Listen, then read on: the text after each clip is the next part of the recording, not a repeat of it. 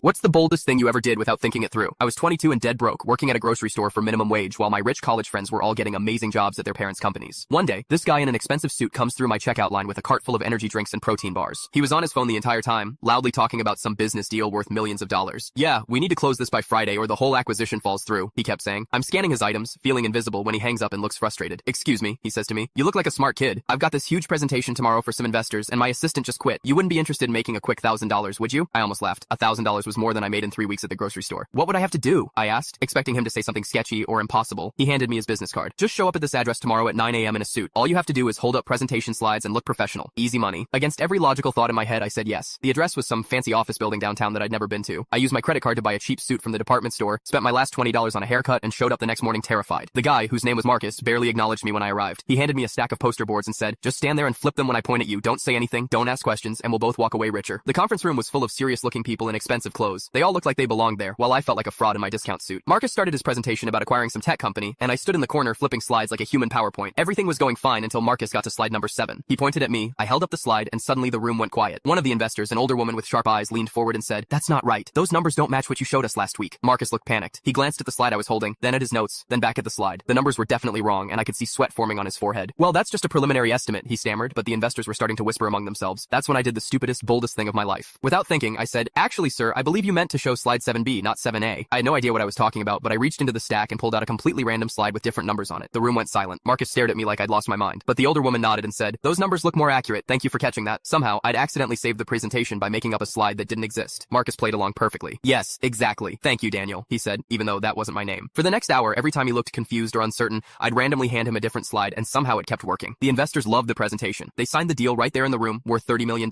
As everyone was shaking hands and celebrating, Marcus pulled me aside. "I don't know what just happened, but you just saved my company. That wasn't even my presentation. I grabbed the wrong folder this morning." Turns out Marcus had been so stressed about his assistant quitting that he'd brought completely outdated materials to the most important meeting of his career. My random slide flipping had somehow covered up his mistake and made him look prepared and professional. "How did you know which slides to show?" he asked me. I looked him straight in the eye and said, "Lucky guesses." He laughed and handed me an envelope with $5,000 instead of the promised $1,000. But the best part came next. "You've got good instincts under pressure," he said. "How would you feel about being my new assistant? Real salary, benefits, the whole package." I quit my grocery store job that afternoon. 3 years later, I'm the operations manager at Marcus's company, making more money than I ever dreamed of. And Marcus still tells the story at company parties about the grocery store clerk who saved a $30 million deal by pretending to know what he was doing. The funniest part is that I still have no idea what those slides actually said. I was just too nervous to read them properly and kept grabbing random ones from the stack.